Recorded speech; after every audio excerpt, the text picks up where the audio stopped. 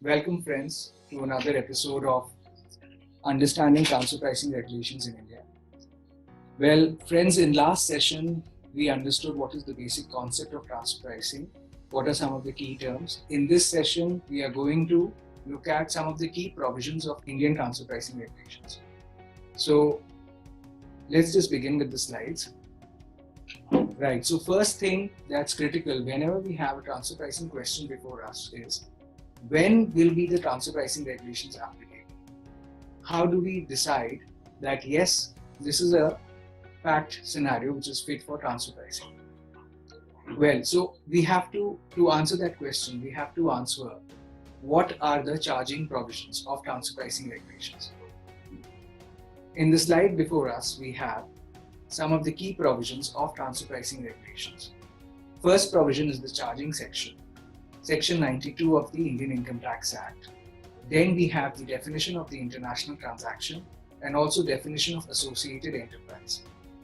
These three provisions of transfer pricing regulations pretty much cover the length and breadth of transfer pricing, and they are the provisions which have, if we have understood thoroughly, enable us to understand when transfer pricing regulations kick in. So first provision, Section 92, this is the main provision. This is the charging section in Chapter 10 of the Indian Income Tax Act, which states that every income arising from an international transaction should be computed in accordance with the arm's length principle. It has two critical components. One is income arising from the international transaction, and second, of course, the international transaction itself. The term international transaction is further defined in Section 92B of the Income Tax Act. International transaction is defined as a transaction between two associated enterprises, of which at least one is a non-resident. Associated enterprise in turn is defined by Section 92A of the Income Tax Act. As we will move forward in the slides, we will have a closer look at each one of these definitions. Friends, before you on the slide is a flowchart which schematically lays out the key provisions of Indian transfer pricing regulations. So, charging section 92 is a sum of two parts, income arising and international transaction. To understand international transaction concept in turn, one needs to understand the concept of associated enterprise, and out of which at least one is a non-resident. Associated enterprise in turn is defined by Section 92A. Section 92A lays down 13 conditions, of which even if one is met, it would result in association. These are the 13 conditions which are necessary for association to result. Even if any one of these conditions is satisfied, two enterprises would be considered to be associated for the purpose of transfer pricing regulations. We will just quickly run through the 13 conditions. So the first condition talks about equity holding. So if one enterprise holds more than 26% voting power or equity in the other enterprise, the two enterprises are associated. Or they can also be associated if one enterprise holds more than 26% equity in two enterprises. Then the two enterprises which are commonly held by one entity will also be considered as associated.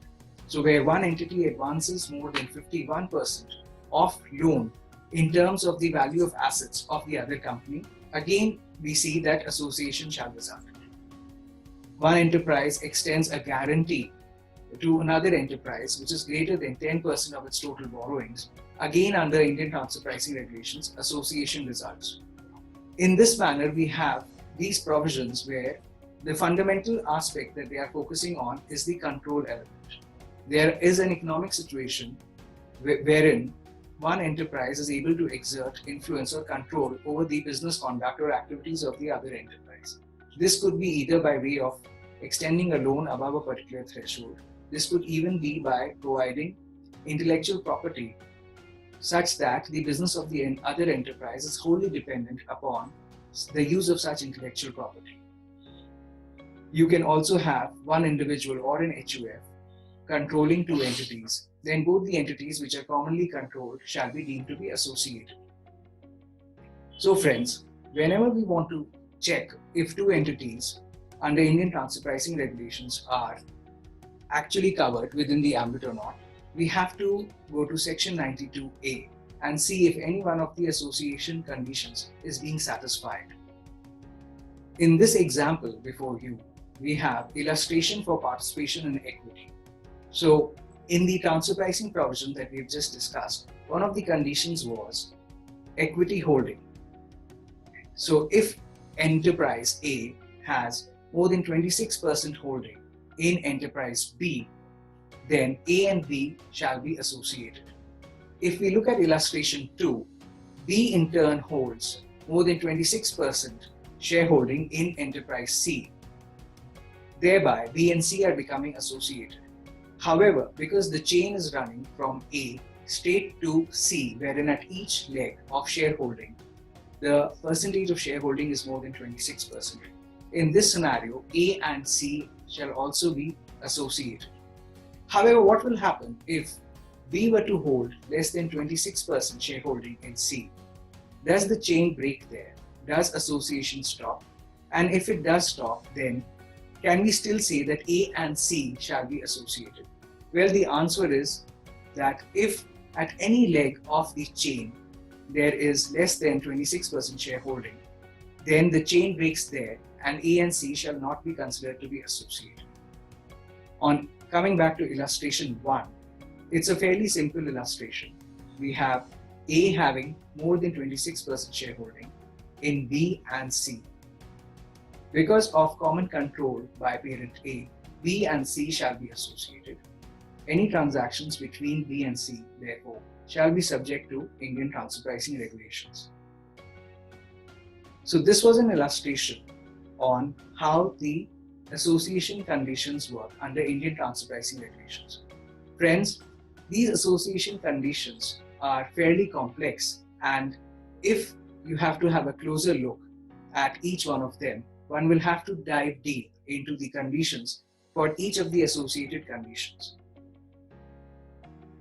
Just a recap on the charging section. So we have seen that the charging section comprises of two critical components: income arising from the international transaction and the fact that there should be an international transaction to begin with. Well, there could be some situations wherein you may have a transaction between two associated enterprises that are related. One of them is a non-resident, so one entity is in India, other entities outside India. There is a transaction that's happening between them, yet there is no income arising from the international transaction. The question is, if there is no income arising from such an international transaction, and therefore there is no tax liability in India, do transfer pricing regulations still kick in? Well, the courts have held in a number of rulings, including Shell ruling, Vodafone ruling, that arising of income is a prerequisite for the applicability of Indian transfer pricing regulations. So, based on judge-made law, the position right now is that transfer pricing regulations do not kick in when there is no income arising from an international transaction. Well, friends, this is just a little bit on the key transfer pricing provisions. We would soon be back with another episode on understanding Indian transfer pricing regulations. Until then, goodbye. Thank you.